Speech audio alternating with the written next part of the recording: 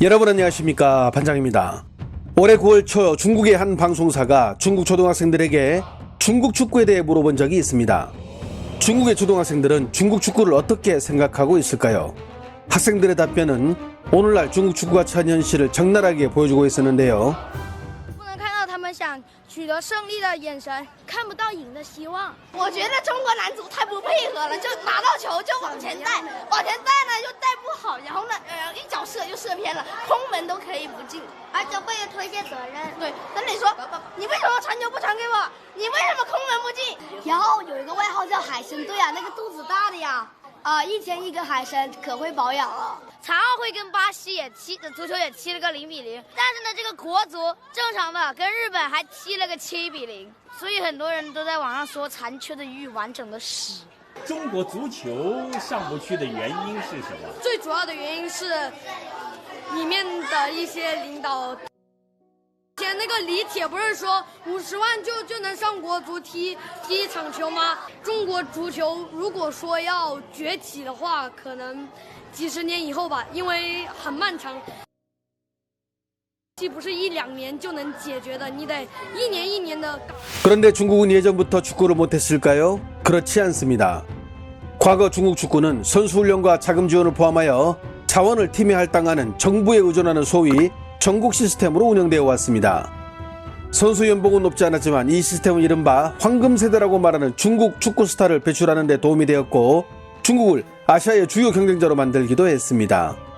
이 당시 배출된 스타들은 해외 무대에서도 자신의 실력을 유감없이 발휘했는데요. 풀백 순지하이는 EPL의 크리스탈 팰리스와 맨시티, 셰필드 유나이티드에서 뛰었고, 맨시티에서는 2002년부터 2008년까지 무려 7년을 뛰기도 했습니다. 물론 지금의 맨시티와는 위상이 다른 2000년대의 맨시티지만 그래도 거친 EPL에서 꾸준히 뛰며 지금도 중국을 대표했던 선수로 인정받고 있습니다.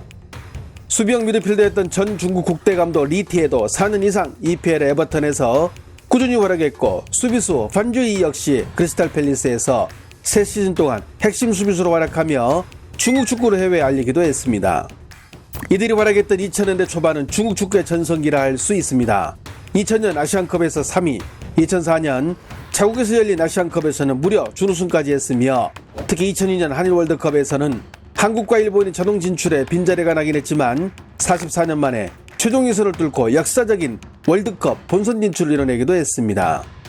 당시 중국은 아시아 예선 B조 오만과의 경기에서 1-0으로 승리하며 월드컵 본선 진출을 확정지었고, 대륙은 그 기쁨으로 난리가 났었는데요. 中国队是在主场1-0战胜了阿曼队，这让中国队呢在持枪在目前的6场比赛里边是5胜1平积16分。中国队呢是提前2轮进入了2002年世界杯的决赛圈。关键是咱们压抑了44年的心理终于可以爆发出来了。中国万岁！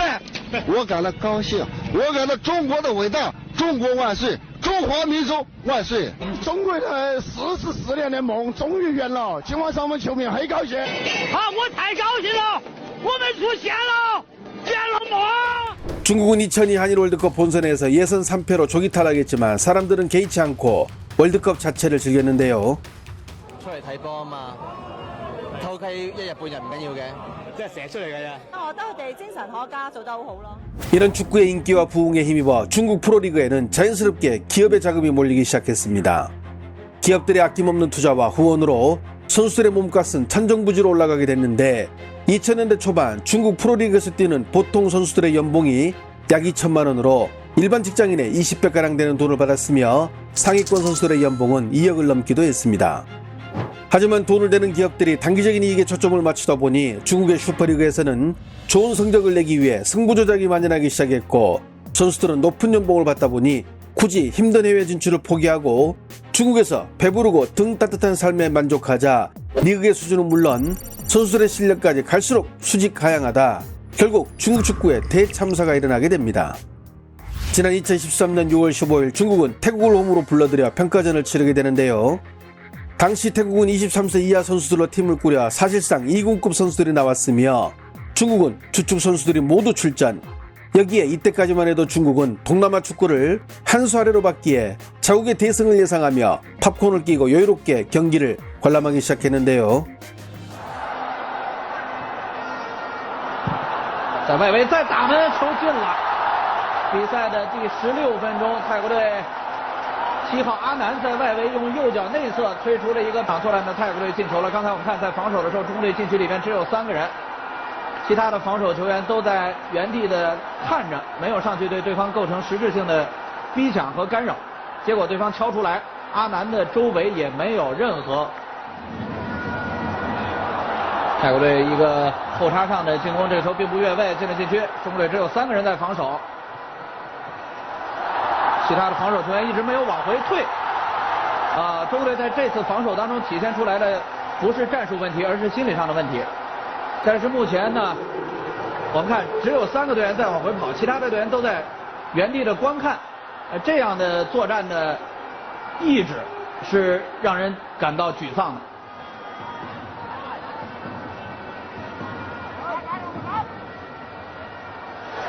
中路空了，对方打门，哎呀！这几支俱乐部的表现应该是要整体上强过国家队。打门，球又进了。泰国队3个人，中国队后边只有2个人防守。唐健敲过去，打门，中国队的后卫在门线上挡出来，再射门，球进了，5比。87分钟。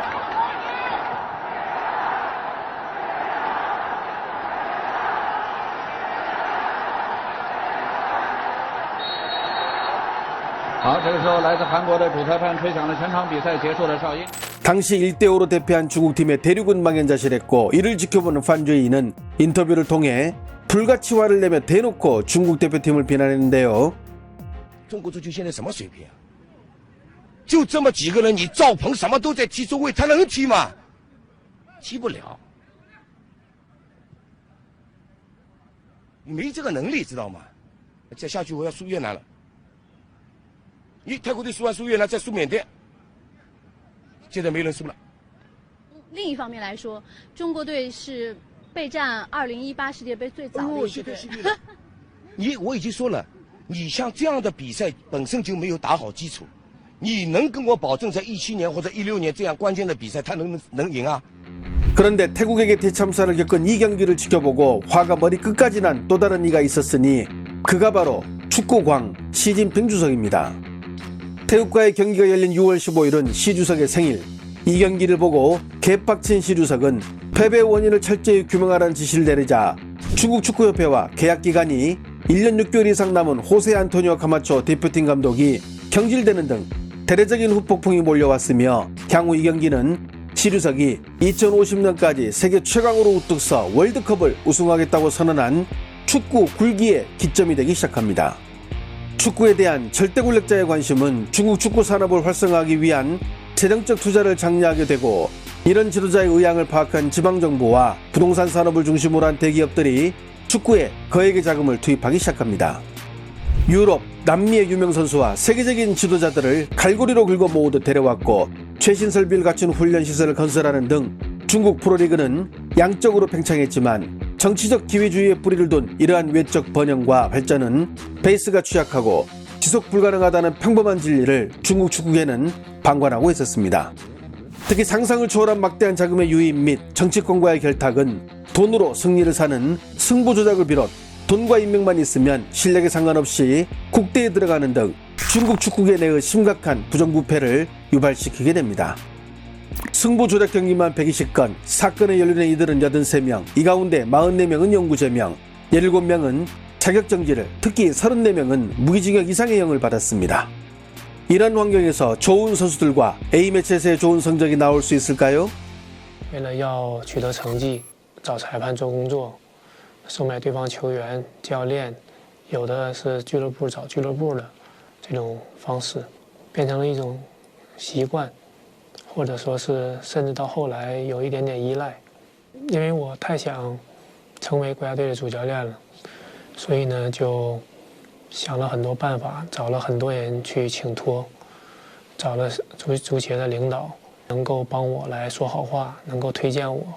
我作为足协主席来说，我负主要责任。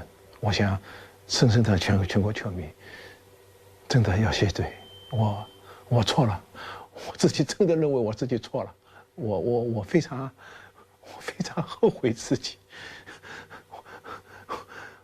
没有后悔药可以买的吗？如果有后悔药可以买，我也有我用的生命把它买回来，我也不会再去干这种事情。